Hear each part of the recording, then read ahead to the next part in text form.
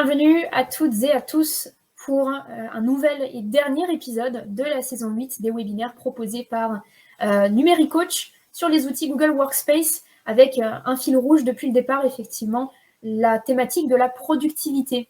C'est le dernier épisode, donc on est jeudi actuellement et je vous propose de regarder la thématique justement de l'épisode d'aujourd'hui.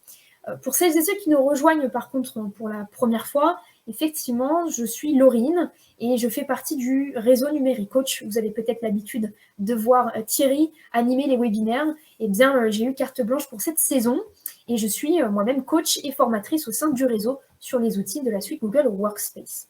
Et donc, la dernière thématique du jour, en tout cas de la saison 8 ici, eh bien, c'est comment travailler et collaborer à distance ou en déplacement.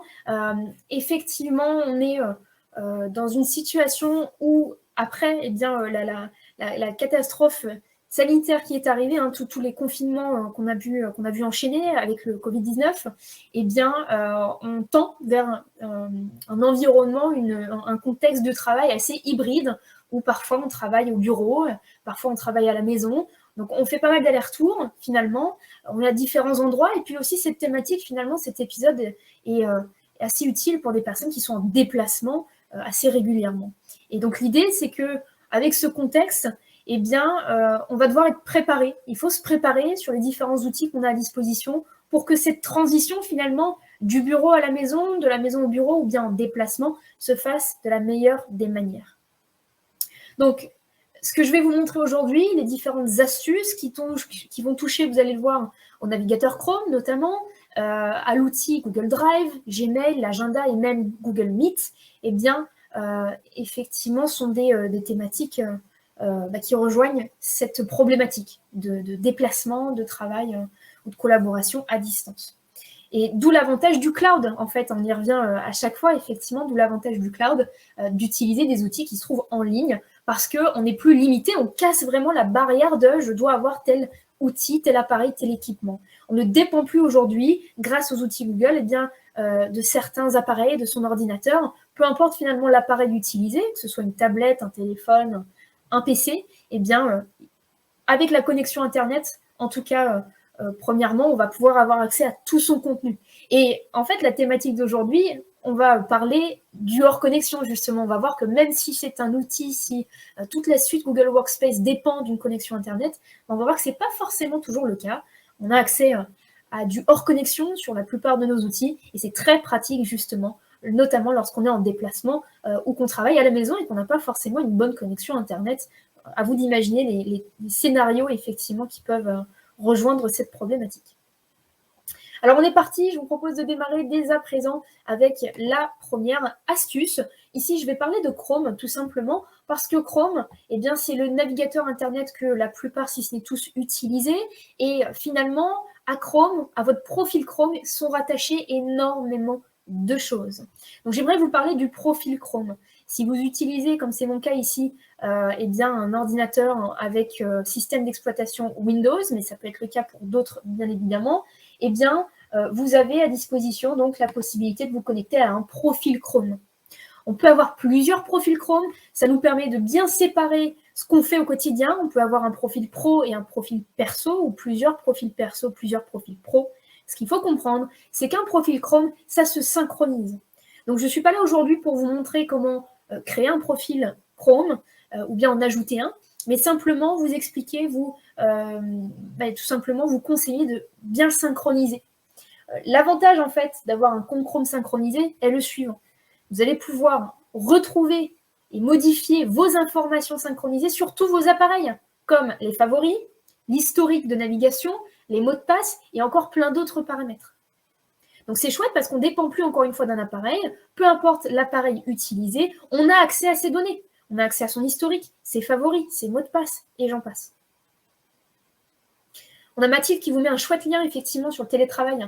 On vous a écrit plusieurs articles sur Numériblog. N'hésitez pas à creuser le sujet. Donc, dans l'idée, il faudrait synchroniser son profil Chrome. Où est-ce que ça se passe ? C'est tout simplement au niveau de l'Omnibox, tout en haut à droite de votre écran. Vous avez la photo de profil de votre compte, votre profil Chrome. Et il faut s'assurer que ce soit bien synchronisé. Alors, je ne peux pas zoomer pour le coup, mais c'est une petite icône verte. Et on voit bien ici que la synchronisation est activée. Si ce n'est pas le cas, on vous le proposera. Je terminerai sur un point. Attention à ce que vous n'activiez la synchronisation Chrome que sur les appareils dont vous êtes le propriétaire. On évite bien sûr sur des ordinateurs publics, partagés. Là, on va plutôt utiliser ce qu'on appelle le mode invité. Le mode invité fait que rien n'est sauvegardé en ce qui concerne l'historique de navigation, les mots de passe, etc. Vous avez un mode invité toujours sur cette même icône de profil qui est disponible. Et donc l'avantage de connecter plusieurs profils Chrome, je terminerai là-dessus, c'est qu'on peut facilement alterner entre ces profils et donc complètement séparer les habitudes de navigation, donc favoris, mots de passe, c'est complètement séparé et on imagine très bien avoir plusieurs comptes donc pro-perso. Ok, donc ça c'est la première étape en fait, quand vous allez naviguer sur Internet, si vous êtes en déplacement, si vous changez régulièrement effectivement de lieu de travail. Alors la deuxième astuce que j'aimerais vous donner maintenant, c'est comment sauvegarder une page web. On va pouvoir faire deux choses ici. Enregistrer une page pour y accéder sans connexion Internet d'un côté, et de l'autre côté, enregistrer une page web dans la liste des lectures auquel on va pouvoir y accéder ici avec la connexion Internet. Donc il y en a vraiment pour tous les goûts, tous les besoins. Alors je vais commencer avec la liste de lecture. Anciennement, ce qu'on connaissait ici, l'option « à lire plus tard ». Là, ça nécessite bien sûr une connexion Internet. L'idée, c'est que lorsque vous êtes sur un article, sur une page web, peu importe, que vous n'avez pas forcé, eh bien, vous allez pouvoir la sauvegarder pour plus tard, dans ce qu'on appelle ici la liste de lecture. Pour l'utiliser, c'est très simple. Il faut tout simplement se rendre sur la page web à sauvegarder. Vous allez en haut à droite de votre écran, juste à côté de la pièce de puzzle qui sert aux extensions, retrouver cette icône. Une icône pour afficher le panneau latéral. Donc, c'est juste à côté, à gauche, de votre photo de profil Chrome. On va cliquer dessus et on voit effectivement qu'on a accès à ce qu'on appelle donc la liste de lecture notamment. Donc, c'est très simple. Vous allez pouvoir donc ajouter l'onglet actuel. On va cliquer sur ce bouton et maintenant, effectivement, notre article de blog ici ou notre site web est ajouté au non lu. Donc, vous n'avez pas le temps de le lire maintenant. On va refermer effectivement cet onglet et le moment où on aura le temps de le consulter, on va simplement rouvrir ce panneau latéral, accéder à cette fameuse page web et donc la lire tout simplement. Et une fois que vous l'avez lu, c'est la dernière étape, et bien on a le choix. Soit on va supprimer en fait cette page web de la liste, ou encore mieux, on pourrait la marquer comme lue, ce qui fait qu'on va quand même la conserver dans cette liste. Elle va simplement être redirigée dans une nouvelle catégorie des pages lues. Et donc, vous pouvez quand même y retourner plus tard si nécessaire. Ça nécessite, je le répète, donc, une connexion Internet. Et là où c'est intéressant, c'est qu'il y a une deuxième astuce, deuxième fonctionnalité qui, là, va pouvoir répondre aux besoins des personnes qui n'ont pas de connexion Internet. Je vais vous donner un exemple très concret. Imaginez que vous vous apprêtez à prendre le train, à prendre l'avion pendant plusieurs heures. Vous n'avez pas forcément accès facilement à une connexion Internet, surtout si vous êtes dans l'avion, par exemple, au beau milieu de nulle part. Bien, l'idée, c'est que pour passer le temps, vous allez quand même pouvoir naviguer sur Internet. Et oui, même sans connexion Internet pour le coup. Et bien, pour cela, il va falloir au préalable enregistrer une page sans connexion. Donc, je reprends l'exemple de cet article ici. C'est chouette, je vois que Google Meet maintenant donne la possibilité de rejoindre ou démarrer une réunion directement depuis Jamboard. C'est un article que j'ai envie de découvrir parce que ça m'intéresse et je me dis que ce serait génial pour mon trajet en avion demain, effectivement, pour m'occuper. Eh bien, je vais l'enregistrer, cette page web. Pour procéder, je vais cliquer sur les trois petits points juste à droite de la photo de profil, tout en haut à droite, au coin de votre fenêtre, les trois petits points qui vous servent notamment à accéder aux paramètres d'habitude. Et on va venir cliquer sur « Plus d'outils ». Plus d'outils. Et ici, on a la possibilité d'enregistrer la page sous. Sachez qu'il y a aussi un raccourci clavier, CTRL-S, très simple d'utilisation, qui vous permet d'enregistrer cette page. Vous allez donc cliquer sur « Enregistrer la page sous ». On va vous proposer, bien sûr, de l'enregistrer quelque part, sur votre bureau, vos téléchargements, peu importe. Et vous n'oubliez pas donc d'enregistrer.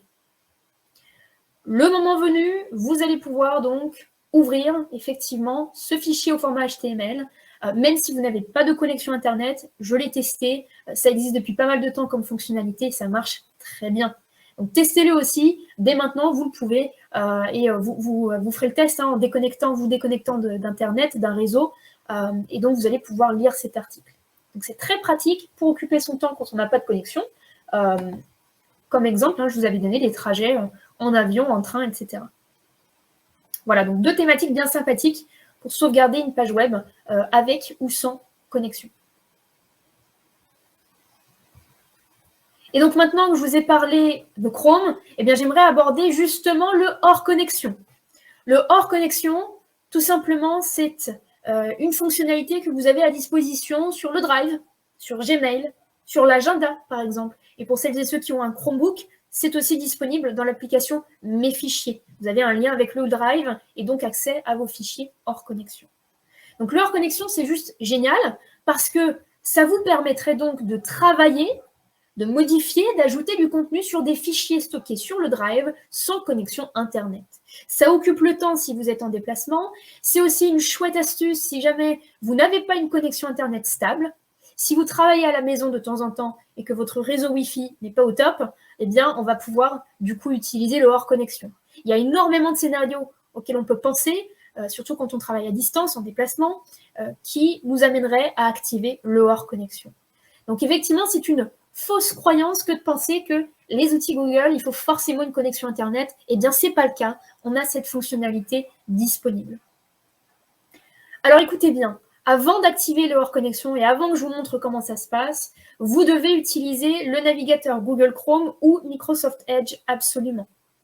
Pas de navigation privée, ça ne va pas effectivement vous donner la possibilité d'avoir le hors connexion. Et surtout, c'est l'étape vraiment prérequise. Je vous donne le lien dans le chat. Il faut avoir au préalable téléchargé l'extension Chrome Google Docs hors connexion. C'est en général, je vous le dis, une extension qui est là par défaut, de toute façon, sur vos comptes. Mais sait-on jamais, si ça n'est pas le cas, vous pourriez être bloqué. Donc, c'est effectivement cette extension que vous pouvez, bien sûr, à laquelle vous pouvez faire confiance. De toute façon, vous en avez besoin pour leur connexion. Et donc, n'hésitez pas à l'installer si ce n'est pas le cas. Alors, je vais répondre à vos questions au fur et à mesure. Fabien, le hors connexion ne fait pas que c'est enregistré en double sur le PC. En tout cas, c'est peut-être... comment je pourrais vous expliquer ça? Vous n'allez pas le voir. C'est ce que je vais vous faire comprendre. Il y a une espèce, effectivement, de sauvegarde qui peut être fait parallèle. Je vais vous en reparler dans quelques instants. Mais vous, Fabien, vous ne le voyez pas sur votre PC. Pour vous, vous avez accès à ces fichiers-là toujours depuis l'espace de Drive. Donc, je vous explique tout dans quelques instants. En tout cas, c'est important de passer par cette étape prérequise d'extension, absolument. Et dernière étape aussi prérequise, donc je vais y revenir dans quelques instants, il faut vérifier que vous disposez de suffisamment d'espace libre sur votre appareil.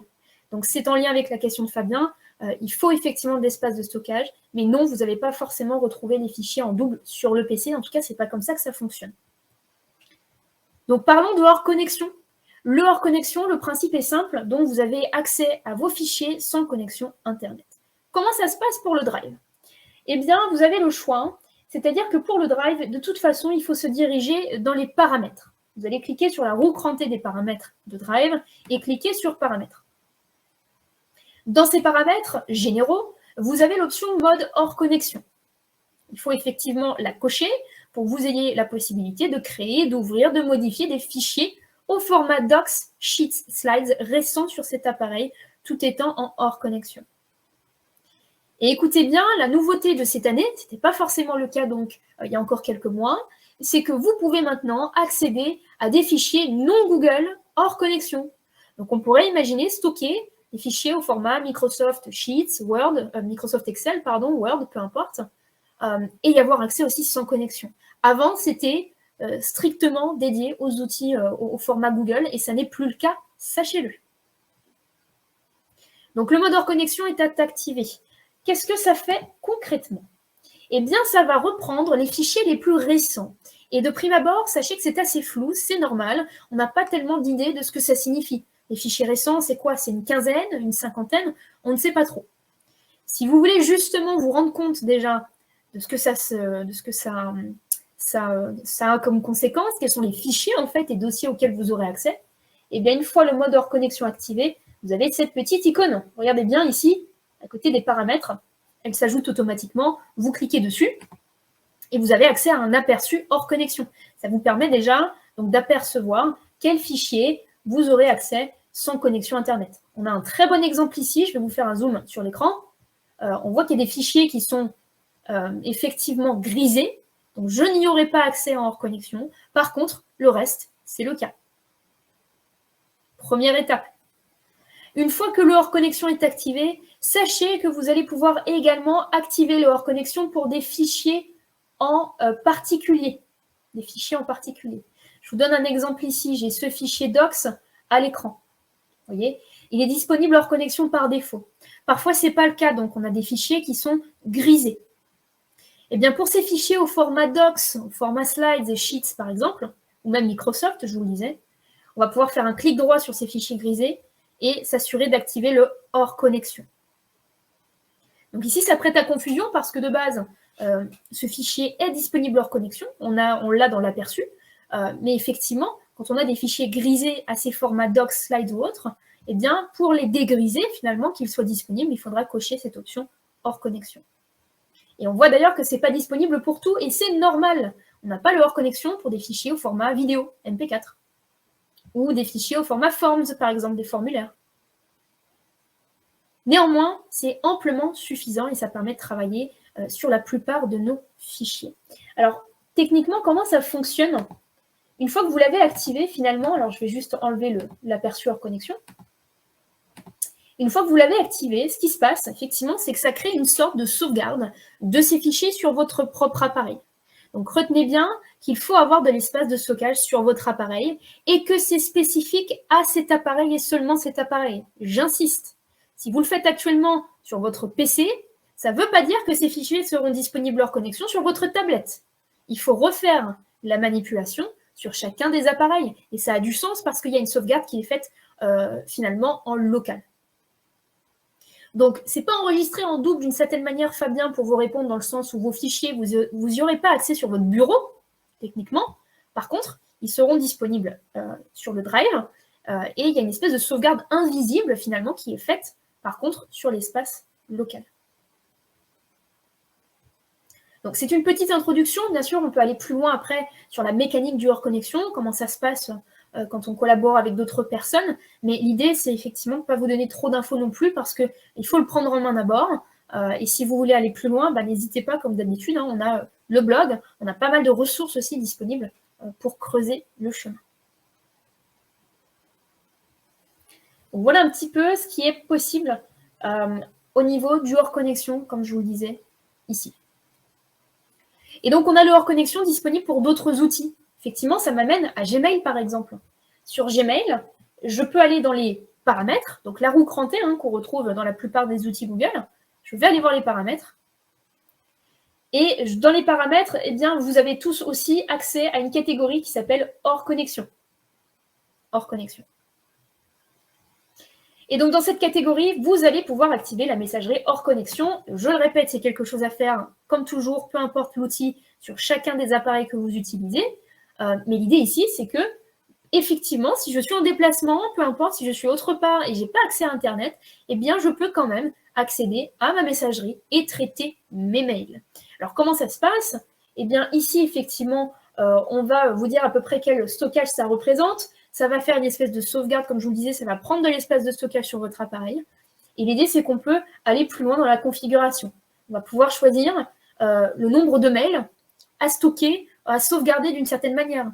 Est-ce que ce sont les mails l'équivalent des 30 derniers jours, des 7 derniers jours, ou bien des 90 derniers jours?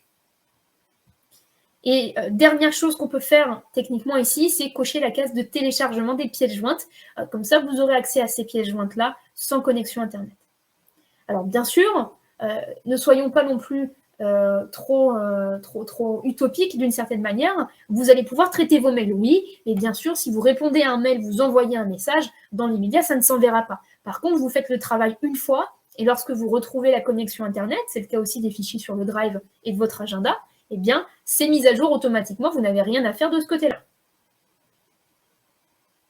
On enregistre bien les modifications, et donc on aura accès à partir de maintenant, effectivement, à ces mails, ces mails des 30 derniers jours, par exemple, hors connexion. Et je vais terminer avec l'agenda. Sur l'agenda, vous avez aussi la possibilité d'activer le hors connexion. Alors, ce n'est pas le cas de tous les outils, mais c'est le cas de l'agenda aussi.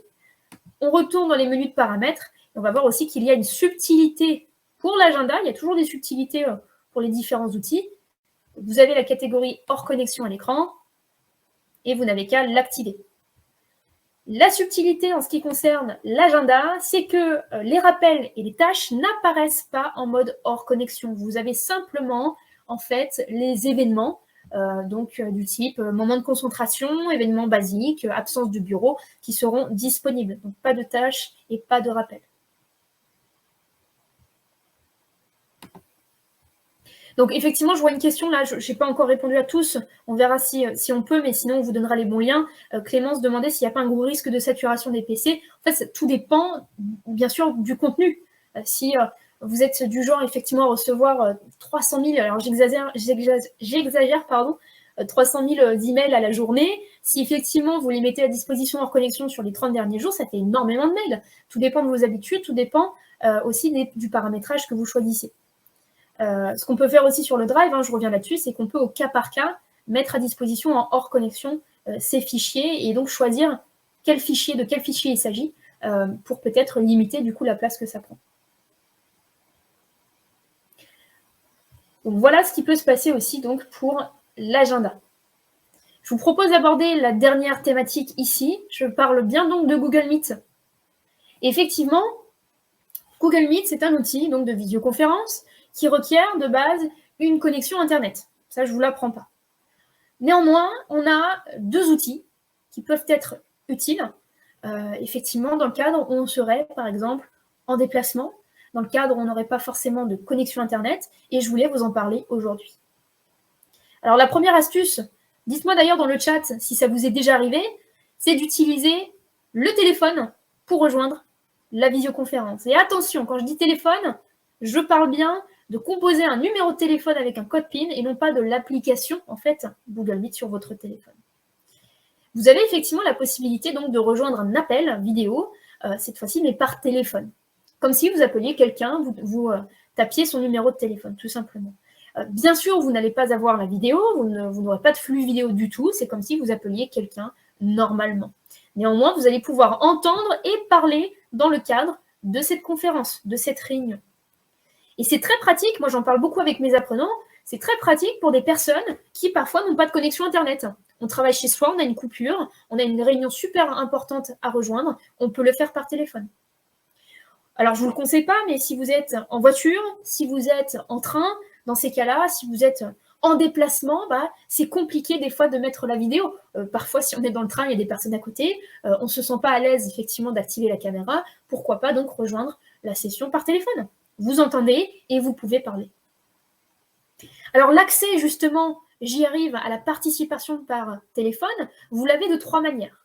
Premièrement, si vous retournez tout simplement sur l'événement concerné dans votre agenda et vous ouvrez l'événement, vous avez le numéro de téléphone. Il est là, avec le petit code PIN. Si le pays n'est pas bon, mais en général, ça retrace bien votre région, il n'y a pas de souci, vous allez l'avoir avec l'indicatif français, par exemple, si vous vivez en France, vous pouvez choisir davantage de codes de téléphone. Alors là, il ne me l'affiche pas, mais je vais vous en montrer de toute façon d'autres alternatives. Deuxième alternative, c'est dans la salle d'attente. J'y étais il y a 2 secondes. Donc, je clique dessus. Il va me sortir le numéro de téléphone là français, pour le coup, avec l'indicatif qui va bien. Vous allez tout simplement taper ce numéro et rentrer le code PIN quand vous y êtes invité. Et troisième lieu et dernier lieu dans lequel on peut retrouver ce numéro de téléphone, c'est à l'intérieur de la conversation, ici de la visioconférence. Vous avez le petit i tout en bas à droite de l'écran. Je vais essayer de vous faire un petit zoom. Ici, le petit i, information de réunion avec le code qui va bien. Et puis, on peut chercher d'autres numéros si nécessaire, si on se trouve dans un autre pays. Donc, ce que je peux vous dire, c'est que si jamais vous avez comme ça un collègue qui demande à l'aide ou vous êtes vous-même la personne qui a besoin de ce téléphone et que vous n'avez pas de connexion Internet, n'hésitez pas à appeler quelqu'un, envoyer un petit message et les personnes vont vous envoyer ce numéro et ce code. Je terminerai aussi sur le point pour vous dire que c'est gratuit. Il n'y a pas de supplément, il n'y a pas de frais supplémentaires à appeler ce numéro à partir du moment où vous avez le bon indicatif, bien sûr, avec le code. Donc, il y a énormément de scénarios possibles. Vous l'aurez compris, très pratique quand on n'a pas de connexion Internet. Ah, tiens, on a Patrick ici qui tentait de rejoindre l'appel. Donc ça, c'est une possibilité que vous avez. Maintenant, j'aimerais revenir sur la dernière astuce que je voulais vous présenter aujourd'hui. Donc, je vais réintégrer la réunion rapidement ici. Tac. Eh bien, c'est le mode compagnon. Est-ce que certains d'entre vous l'avaient déjà utilisé, le mode compagnon? Alors, je ne vous le cache pas, pendant que vous y répondez ici, on a besoin de toute façon d'une connexion Internet pour le mode compagnon, c'est clair et net. Par contre, c'est très utile. Moi, je pense à des personnes qui sont constamment en déplacement, pas très à l'aise non plus, donc pour utiliser les différents équipements selon le lieu où vous vous trouvez, le mode compagnon peut être utile. Le mode compagnon, c'est quoi? En quelques mots, vous allez voir, c'est très simple. Quand je clique sur le mode compagnon, je rejoins donc la session, pas de souci là-dessus. Par contre, il y a une différence, et une seule différence. Je ne sais pas si vous l'avez repéré à l'écran, mais l'unique différence entre le mode compagnon et le mode, je dirais, normal pour rejoindre une réunion, c'est le micro. En mode compagnon, vous n'avez pas de micro. C'est très bien pour éviter les échos, si jamais on est plusieurs dans une salle de réunion. Patrick nous donnait l'exemple dans le chat. Ça évite les échos d'ordinateur à ordinateur. Et c'est très utile aussi si jamais, effectivement, chez vous ou au bureau, vous utilisez vous-même plusieurs appareils et vous rejoignez l'appel avec ces plusieurs appareils. Parfois, je vais vous donner un exemple. On est au bureau, on a un PC et on a un deuxième PC, mais on n'a pas de deuxième écran. Eh bien, si on veut présenter quelque chose lors d'une réunion, on n'est pas très à l'aise parce qu'on n'a qu'un seul écran de base. Il faut alterner entre Meet et ce qu'on présente.